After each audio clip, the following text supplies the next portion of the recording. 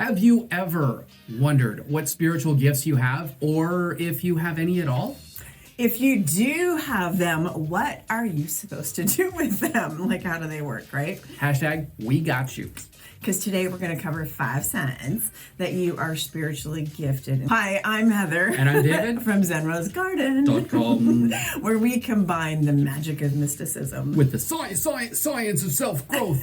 Everybody has a gift, right? Or 2 or 10. It's just, we do. We're humans, okay? And as humans, we have lots of these gifts. A lot of times, our gifts are something that are either seen so natural to us, it seems so natural to us, or that we don't even realize that it is something that is unique. We think everybody operates in the same way when they might not.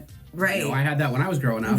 Well, me too. Like, I could see. I thought everybody did it. Well, I thought I could see auras when I was really little, and it wasn't until I was about 14 at the store with my dad when I mentioned it. He's like, I'm like, what? Don't you see it? My dad did, but he's like, no, honey, everybody does it. So here are the facts. Some people are more in tune with their subtle senses than others. You might say that these people are more gifted than others, or you might say that some people are just not as awake to their gifts as others. Here's what I think. I think all people have enormous potential in this area, and it's just a matter of choosing to tune in or tune out, and it's really that simple. You can either sleep through life, watch TV, or be a player on the stage of life. I wish he had like a skull, like during that whole thing. I was actually picturing a skull, like a last a Hamlet. Yeah. So first, you take a look at yourself, and you pay attention, and you start analyzing the ways that you feel and sense the world already. How do you do it now? Right. Okay. So what is it that made you start to think, hey, I might have a spiritual gift? Let us know in the comments what things felt or seemed different and gave you the heads up that there might be something there, that you might be gifted. Yeah, so what's your thing? Yes. Did you see auras when you were little? Did you sense emotions? Right. Let us know in the comments. Yep. So spiritually gifted, and I'm going to quote, because I think we've all got them. We've all got It's all a function of mind. So spiritually gifted people, right, are more in sync with their senses because they are actively paying attention. I think that's the difference. You're actively paying attention to the subtle senses of your body. You need to do that. You got to kind of slow down and actually pay attention, right? Most of us don't pay attention through most of life. Right, let alone to ourselves or our gifts. So, but let's look at five fun signs, because we want to keep it fun, that you can start paying attention to that might already be happening in your life. Right. Okay, to start syncing up your superpowers. Yep. So number 1 is synchronicity. He just felt like that should be a weird song. So Carl Jung introduced the concept of synchronicity, right? In the 1920s, a little bit like, that was like 100 years ago, right? Just about. Wow. Yeah. So, and he called it an acausal connecting principle. Right? Isn't that cool? Or connectedness or meaningful coincidence. And to explore this imperceptible connection that causes supernormal phenomena, such as when you think about a person and suddenly they call. Anybody ever have that one? It's a little more than a coincidence. So this one seems to be one of the most common wake-up calls for people opening up to their spiritual gifts, the synchronicity part. Now it is Hashtag Heather Story Time. Thank you for that lovely... Heather Story Time. Thank you for that. Story Time. Heather Story... Okay, I'm done. Runway blocker.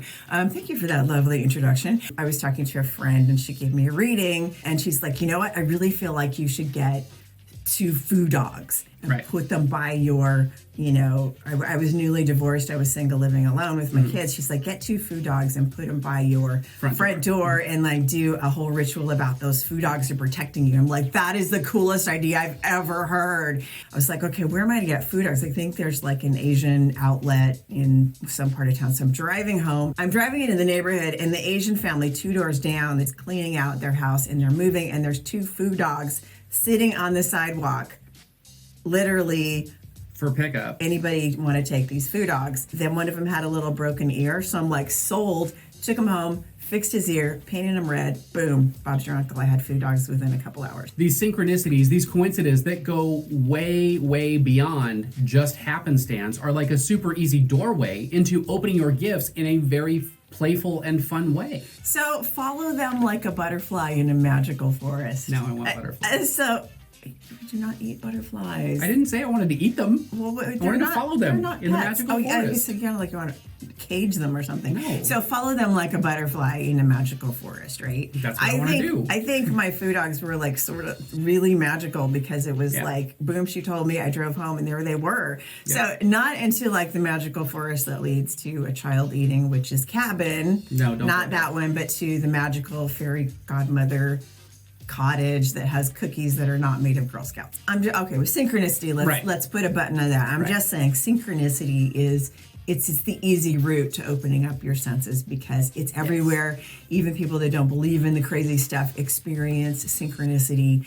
So take it, do it. What are you waiting for? It's the easy opening of the door. 2, you have a strong bond with animals. So I love this one because animals do not get in their own way. Right. And they kind of have an instant knowing about people, right?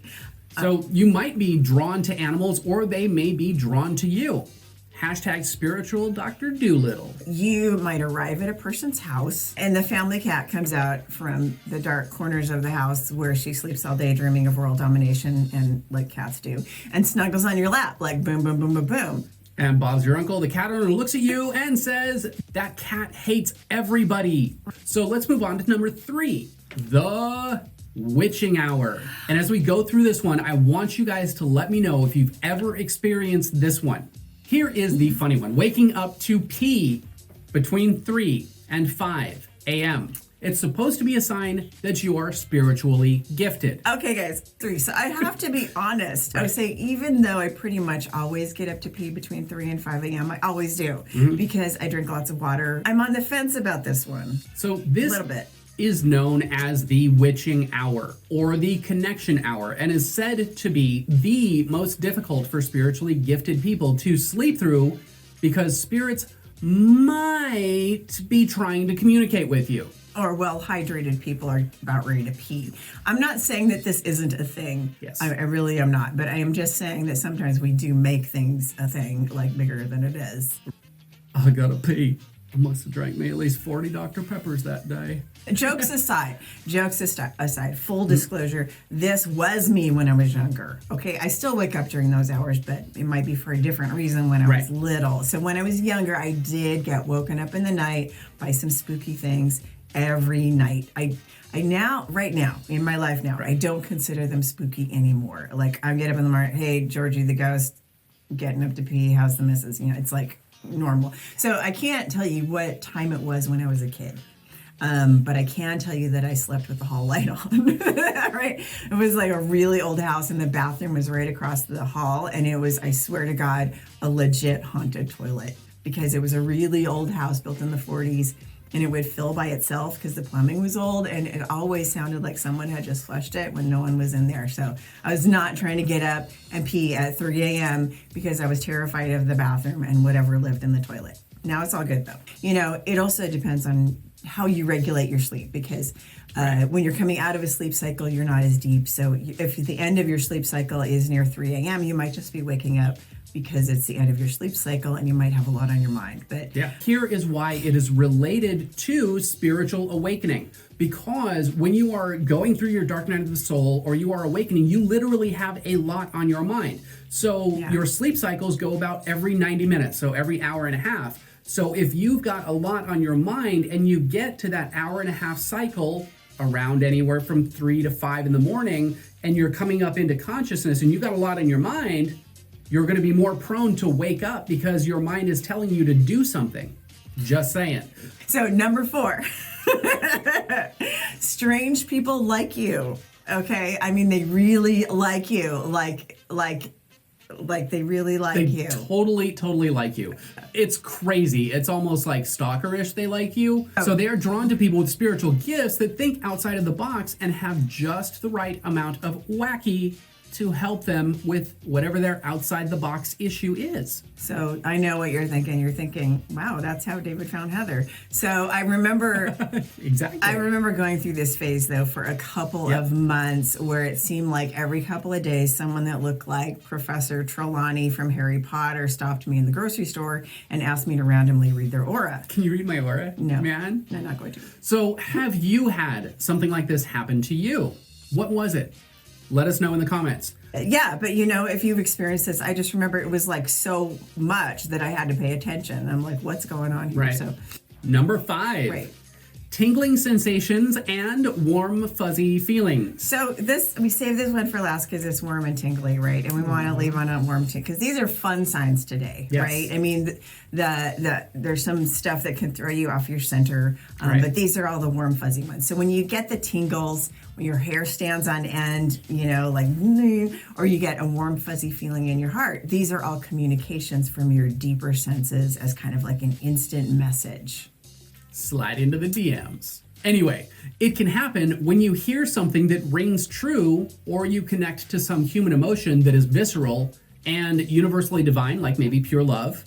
So if you're a spiritual healer, light worker, body worker, or Reiki healer, this may already be familiar to you, like when you're working on a client and helping them clear trapped emotions, for example, it's like, you feel it. Yeah, so you might have a shiver, you may have a spasm through the body, like Mufasa. Right, you just Say feel it again. Say it again. You're just like, oh, that was some good shit right there. So when you're doing intuitive work such as mediumship, any kind of reading stuff, you train yourself to tune into these sensations automatically. Yep. But first, you have to simply pay attention to them. So back when I went to normal church, right? Because this is my new church here, YouTube. So back when I went to a normal church, I don't know what that means, but this was called feeling the spirit. Right. Feeling the spirit. Who else has ever heard it called that? Like just put a hashtag feel the spirit. So what this one really boils down to is your primal instinct is activating. And by primal, I don't mean to say that it is not sophisticated, because this one is both primal and sophisticated. And this is why the feeling arises from a part of our brain that is 150 million years old, the limbic system part of the brain that's like feeling emotional sensation. Right. And it's efficient AF at sensing things on unseen levels, like weather changes and all of this stuff. But since we become more civilized, we don't always, it's still there. Just don't always pay attention to it. And as long as the amygdala doesn't come in and hijack our spidey senses with some kind of a fear response, we're good. We get. Just work on It those is so much faster to have that kind of a communication than it is to wait, slow it down, get it to a thought, or get it even into words. That's so slow. That's so like 1700s. Yeah, our primal instincts are really good. It's just when our amygdala gets in the way, which is the fight or flight response. So you just have to learn how to read the signals and what they mean to you. And I think a big part of this is that we're really overstimulated with life and stuff and busyness that we don't feel those spidey senses as much as we used to when we're just walking around in the forest. You don't slow down and kind of step into it and notice it more. Like I said, this is a much faster method of receiving information when you slow down and actually listen to it, tune into it, and kind of work it as a tool. I like to think that becoming aware of your spiritual gifts is like becoming conscious about your subconscious and therefore your super conscious. Hashtag all the conscious.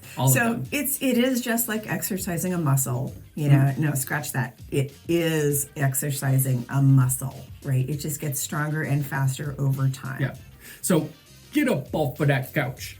Dance till you feel better. And then life gets so much easier, right? He has this music machine today. Yes. So trust me, ghost toilets in the night will not scare you anymore. Right. Okay? And other things won't scare you anymore, and other people's negative stuff won't scare you anymore. You're going to be like Mavis, honey, when you're like the ghost, you're getting up, you see Mavis in the hall, and she's like, and headless and shit. You're saying, Mavis, honey, are you done in there yet in the bathroom? Because I gotta pee and you're late for your 3 o'clock haunting at the graveyard. It's gonna be like that to you. Nothing, no problem. So now that we've gone over the 5 signs of spiritual gifts, let's cover 4 quick tips to pick up your intuitive pace.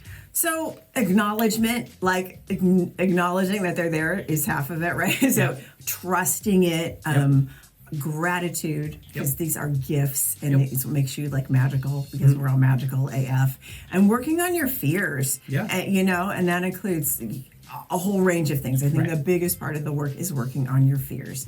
We are out of here. You guys have a wonderful, wonderful, wonderful. Yes. Thank you guys for joining us, and we will see you in the next video, here or here.